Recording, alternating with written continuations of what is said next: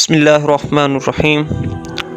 میرے دوستو، آج ہم جس ٹاپک پر بات کریں گے اس ٹاپک کا نام ہے غم کیا ہے۔ لوگوں کی بہت بڑی تعداد دنیا سے شناسا ہے لیکن اپنی ذات سے شناسا نہیں۔ انہوں نے کبھی ایک لمحہ بھی اپنے ساتھ نہیں گزارا۔ انہوں نے کبھی سوچا ہی نہیں ہوتا کہ میرا اصل کیا ہے، میری پہچان کیا ہے۔ ہم لوگ اپنے غم کو ضائع کر دیتے ہیں، حالانکہ قدرت نے ہمارے لیے میٹھا خون بھیجا ہے۔ یہی غم ہمارے لیے قدرت نے ایک میٹھا خون بھیجا ہے۔ ہم اس خون سے فیض یاب ہی نہیں ہوتے۔ کچھ واقعات ہماری ذات کو پختہ کرنے کے لیے ہوتے ہیں لیکن ہم انہیں ضائع کر دیتے ہیں۔ ہم ان سے سبق حاصل نہیں کرتے، ہم ان سے اپنی منزل کا تعین نہیں کرتے۔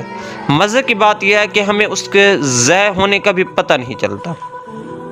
جب آدمی کو خود تلاش کرنے کے لیے تیار ہو جاتا ہے، جب آدمی خود کو تلاش کرنے کے لیے، اپنی ذات کو تلاش کرنے کے لیے، اپنے آپ کو تلاش کرنے کے لیے تیار ہو جاتا ہے تو پھر آنے والا ہر واقعہ اسے نکھار دیتا ہے، اس کے اندر ایک نیا جذبہ پیدا کرتا ہے، اس کے اندر اس واقعے سے سبق حاصل ہوتا ہے، اس واقعے سے وہ موٹیویٹ ہوتا ہے، اس واقعے سے وہ اپنی منزل کی طرف جانے کے لیے کچھ اسے ہیلپ مل جاتی ہے، کچھ اسے مدد مل جاتی ہے۔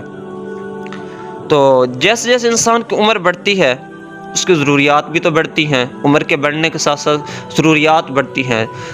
تو مثال کے طور پر ایک عمر میں کھلونا انسان کی سب سے بڑی ضرورت ہوتی ہے، تو پھر ایک وقت ایسا آتا ہے جب انسان کو شعور ہوتا ہے۔ یہی شعور جب ترقی کرتا ہے تو نئی نئی خواہشات جنم لیتی ہیں۔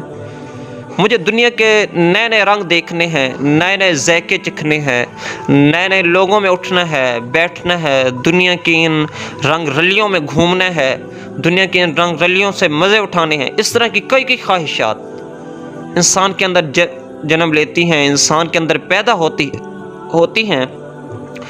وہ ان رنگوں کو دیکھتا ہے اور ذائقوں کو چکھتا ہے، لیکن جب یہ رنگ اس کے لیے بے لذت ہو جاتے ہیں، بے معنی ہو جاتے ہیں، تو اس کا اگلا سٹیج جب آتا ہے پھر وہ سوال کرتا ہے، میں کون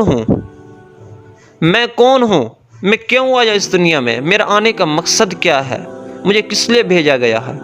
جب انسان اپنے آپ سے سوال کرتا ہے تب اسے اپنے آپ سے جواب بھی خود سے ہی ملتا ہے کہ میں یہ انسان ہوں، میں دنیا میں اس لیے آیا ہوں مخلوق خدا خدمت کروں، کچھ ایسا کر کے جاؤں دنیا کے اندر کہ جس سے لوگوں کو فائدہ ہو، جس سے مجھے خود کو فائدہ ہو، اور کچھ ایسا کر کے جاؤں جس کے ذریعے لوگوں کے دلوں کے اندر میرا نام پیدا رہے، لوگوں کے دلوں کا احساس بن کے جیوں، لوگوں کے دلوں کی دھڑکن بن کر جیوں، لوگوں کے دلوں کی فکر بن کر جیوں، لوگوں کے مسائل میں ساتھ چلوں، لوگوں کی پریشانیوں میں ساتھ چلوں۔ جب انسان یہ سوچتا ہے تو وہ نیچر، وہ قدرت بھی آگے سے اسے ایسے ہی راستے اس کے لیے کھولتی ہے جس راستوں کا اس کے دماغ میں، اس کے خیالات میں وہم گمان ہی نہیں ہوتا، وہ ذات اس کے لیے ایسے ایسے راستے کھول دیتی ہے۔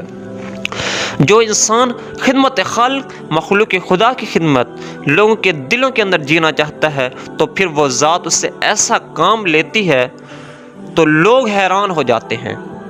ذرا وہ مقام بھی سوچیں، سیرت النبی یہ ہم سب کے لیے اعلیٰ نمونہ ہے زندگی کا۔ حضور کی حیات مبارکہ ہم سب کے لیے ایک رہنمائی ہے۔ حضور کی زندگی سے ہمیں سبق حاصل کرنا چاہیے۔ دیکھیں میرے نبی نے کتنی مشکلات حاصل کی، حضور کو کتنی مشکلات ملی۔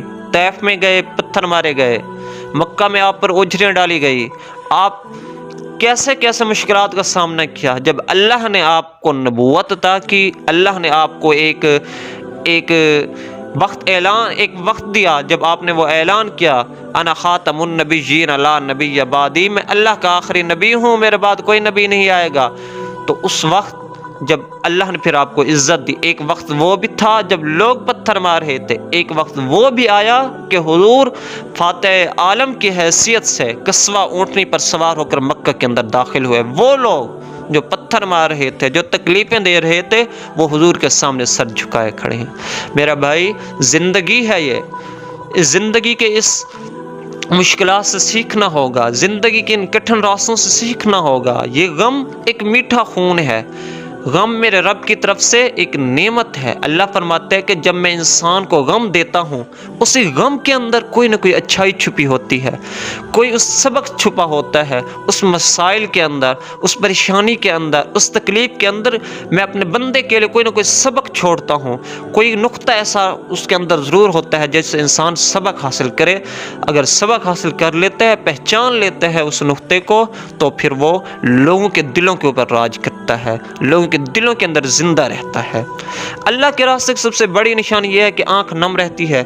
سخت لوگ اللہ کے راستے پر کبھی نہیں چل سکتے۔ بابا جی اشفاق احمد علیہ رحمہ فرماتے ہیں کہ درد وہ نہیں چوٹ لگے اور خود کو محسوس ہو، بلکہ درد وہ ہے، درد کسی کو ہو رہا ہو لیکن محسوس آپ کو ہو رہا ہو۔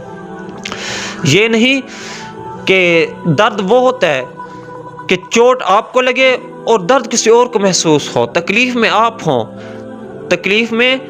ہوں تو پریشان کوئی اور ہو، لیکن وجہ اس کے لیے کیا کرنا ہوگا؟ اپنے آپ کو بڑا کرنا ہوگا، اپنے لیے وہ مقام پیدا کرنا ہوگا، لوگوں کے لیے خدمت کرنی ہوگی، خدمت خلق کرنی ہوگی۔ یہ خبر کسی کو نہیں کب قدرت کسی وارث شاہ کو مجاز سے بیداری کرا دے، کسی کو خبر یہ نہیں کہ کس کی موت بیداری پیدا کر دے، کسی کو خبر یہ نہیں کہ زندگی میں آنے والا ثانیہ کے بعد زندگی کا شکریہ بن جائے۔ قدرت چھوٹے چھوٹے واقعات سے بیداری دیتی ہے، قدرت چھوٹے چھوٹے واقعات سے بیداری دیتی ہے۔ بہت سے لوگ ایسے بھی ہیں جنہیں جیل میں سزا ہوئی، انہیں خوش شناسی مل گئی۔